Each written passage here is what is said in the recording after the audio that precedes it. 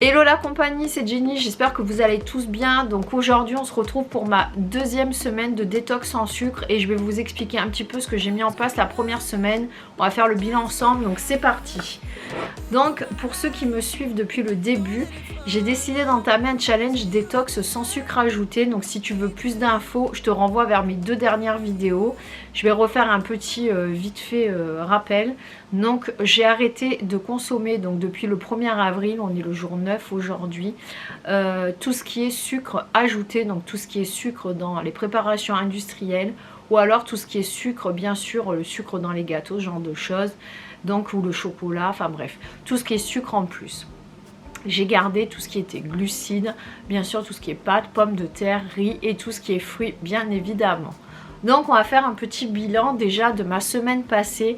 Donc déjà ça s'est très bien passé. Je dirais que les 2 premiers jours ont été les plus difficiles puisque j'avais un petit peu des envies de sucre. Mais comme j'en consommais pas non plus des quantités folles, ça a tout à fait été supportable et raisonnable. Donc je vais vous expliquer un petit peu ce que ça a donné en termes de poids. Alors j'ai rien perdu du tout sur ma semaine. Je n'ai même pas perdu 100 grammes. Rien n'a changé en termes de poids. Je vous remettrai ici mon poids pour ceux que ça intéresse en début de challenge et je vous mettrai peut-être mon corps avant et à la fin du challenge. Donc moi c'était pas le poids qui m'intéressait, c'était une démarche justement pour diminuer le sucre que je consommais entre guillemets de manière régulière les week-ends et peut-être un peu trop. Après le reste du temps j'en consomme pas puisque j'en ai pas chez moi hormis du chocolat noir, donc c'était vraiment plutôt pour tout ce qui était week-end parce que je me rendais compte j'en consommais trop. Et surtout pour perdre du gras, puisque comme vous le savez, le corps en fait quand il a du sucre en trop grosse quantité, il va le transformer en matière grasse, donc en masse graisseuse. Donc j'ai essayé de voir si justement sur ma balance j'avais perdu en termes de gras. Donc oui, j'ai perdu, je suis passée donc de 27,1 à 25,1 en termes de masse graisseuse. Tout ce qui est en termes de mensuration n'a pas changé. Donc je vous le dis, si vous souhaitez perdre du poids, je pense que c'est plutôt pour les personnes qui justement consomment beaucoup de sucre toute la journée, régulièrement, qui mangent des produits industriels. Là vous allez avoir une grosse différence, après ça fait qu'une semaine, donc peut-être que c'est pas assez, enfin j'imagine que c'est pas assez.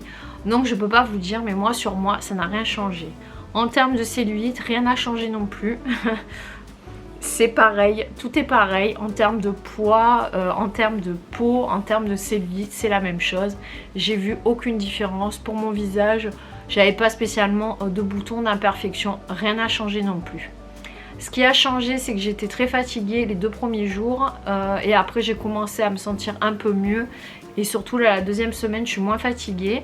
Et après je trouve que je dors beaucoup mieux, j'ai un sommeil qui est beaucoup moins agité, beaucoup plus récupérateur, j'ai beaucoup plus sommeil tôt le soir. Donc pour moi ça c'est bénéfique déjà sur une semaine. Voilà ce que je peux vous dire déjà en termes de physique, de santé, en termes de bilan. Concernant mon alimentation, j'avais fait un retour de course, donc je vous renverrai vers la dernière vidéo. Donc j'ai rien changé en termes d'alimentation pour cette semaine, je vais consommer à peu près la même genre d'alimentation. J'ai essayé surtout de voir ce que je pouvais faire en termes de justement de goûter parce que c'était là que ça pêchait le plus parce que forcément j'aime manger du chocolat noir donc j'en mangeais un peu à goûter. Donc là ça me manque. Du coup j'ai essayé de mettre en place des alternatives. Donc qu'est-ce que j'ai fait? Bon, comme je vous l'ai dit, j'ai mangé des fruits forcément, donc pas plus de 3 par jour, je vous l'ai déjà dit, parce que le sucre c'est très bon dans les fruits, c'est du fructose, mais ça reste du sucre, donc c'est pas le but d'en manger 15 par jour non plus. Donc j'en ai mangé 2-3 par jour, ça n'a pas changé. Mais ce que j'ai mis en place, c'est que j'ai décidé de faire du pudding de chia. Donc pour ceux que ça intéresse, je vais vous expliquer vite fait ce que c'est. La graine de chia ou de chia, hein, je sais pas comment on dit, mais bon c'est pareil, vous savez de quoi je parle. Ça se présente donc sous forme de graines, je sais pas si vous voyez bien. Donc voilà, donc ça s'achète soit en magasin bio ou soit directement au supermarché. Donc ça va vous permettre de justement de mettre dans vos préparations puisque ça va gonfler au contact donc d'un liquide. Donc là moi je le fais soit avec du lait d'amande bien sûr sans sucre, du lait de soja sans sucre, ou alors ce qui est pas mal c'est du lait de coco. Bon moi pour faire mon pudding de chia j'ai fait avec du lait de coco. Donc vous mettez environ 200 ml de lait de coco ou de lait de votre choix avec 2 cuillères à soupe de graines de chia. Donc vous tournez bien pour bien mélanger, vous attendez 5 minutes, vous retournez et puis vous mettez tout ça au frais une nuit et le lendemain vous allez avoir un bon porridge. J'essaierai de vous mettre des photos. Et vous aurez un overnight porridge qui sera justement riche en fibres, en protéines, sans sucre bien évidemment, rassasiant. Et ça va vous aider justement à vous caler pour le repas suivant. Et en même temps, donc moi ce que j'ai fait, c'est que j'ai coupé des fruits justement que j'ai mis dessus. Et j'ai rajouté une poignée d'oléagineux parce que je vous ai dit qu'il fallait consommer plus de lipides vu qu'on avait arrêté ou diminué le sucre.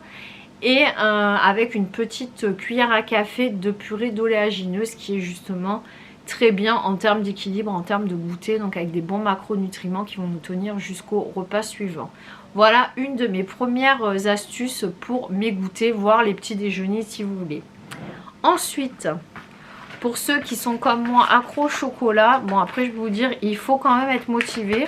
Si vous avez vraiment envie de manger du chocolat, donc moi j'ai trouvé du chocolat noir. Donc je sais pas si vous voyez bien, donc oui, du chocolat noir à 98%.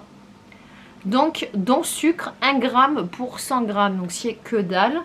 Par contre, en termes de goût, il faut s'accrocher parce que c'est quand même assez amer, c'est assez particulier. Donc concrètement, là il y a marqué acidulé et délicate amertume. Donc moi je dirais plutôt amertume 100%, hein, plutôt. Hein. Mais bon, après ça c'est pour vendre.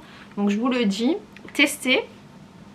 Vous avez l'impression de manger vraiment du cacao, mais plus qu'amer. Donc moi comme ça, franchement j'en mange un carreau, j'en mangerai pas 12. Hein. Et par contre, donc dans un petit yaourt de skyr, comme je vous l'ai dit la dernière fois, riche en protéines, avec des fruits, ça passe. Voilà, ça m'a permis de me dire que j'avais un petit peu quelque chose comme le chocolat, mais sans sucre. Voilà, c'était pas mal. Donc ça, c'est mes alternatives à mes goûters sucrés que je prenais auparavant. Et peut-être pour ceux qui veulent faire des petits déjeuners avec des puddings ou ce genre de choses, c'est pas mal. Ce que je peux vous suggérer aussi, si vous avez vraiment envie de vous faire un bon goûter, c'est de manger bien évidemment tout ce qui est houmous avec des légumes. Pour ceux qui veulent tenter, ça peut être pas mal. Après, des tartines d'avocat, du saumon fumé, vous pouvez le faire aussi petit déjeuner goûter. Bon, après, il faut aimer.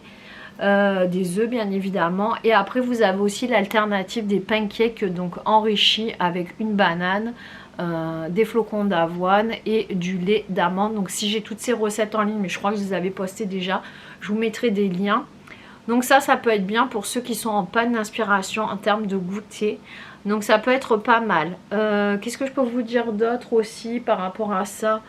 Conseiller aussi un bouquin pour ceux qui souhaiteraient. Alors il n'y a pas du tout de partenariat, il n'y a pas du tout de pub, on ne me l'a pas offert ni rien, je l'ai acheté moi-même. Il m'a coûté exactement 13,95 €. C'est une Instagrammeuse. Donc si ça vous intéresse, sur mon compte Instagram, je l'ai comme je suis abonnée à son compte. Voilà, elle montre exactement ses recettes.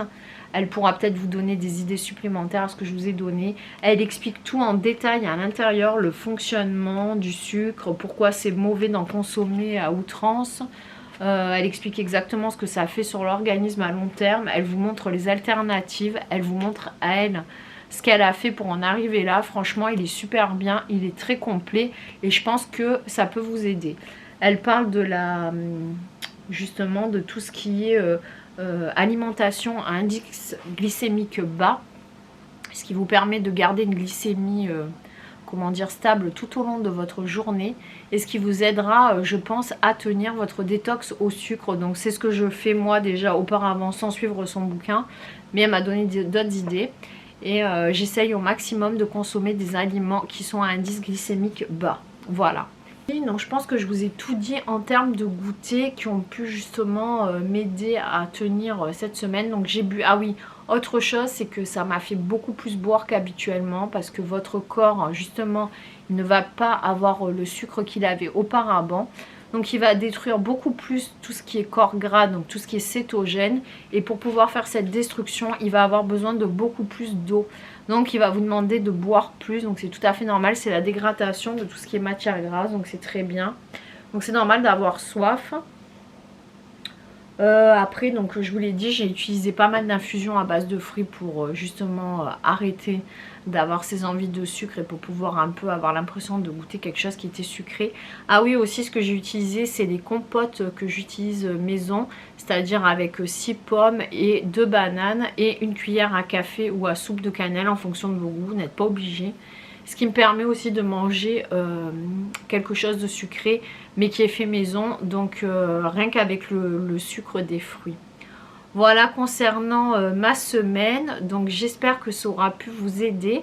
Donc on continue le challenge et on va voir justement la semaine prochaine ce que ça va donner. Je vais voir ce que je vais pouvoir un peu vous trouver comme idée d'autres peut-être recettes ou alternatives. En attendant, j'espère que la vidéo vous a plu, donc laissez un pouce en l'air, abonnez-vous à ma chaîne, suivez-moi bien sur les réseaux sociaux The Lifestyle of Jenny. Après, soyez nombreux à nous rejoindre dans cette aventure. Je sais qu'il y a d'autres personnes qui suivent le challenge, donc au plus on sera nombreux, au mieux c'est.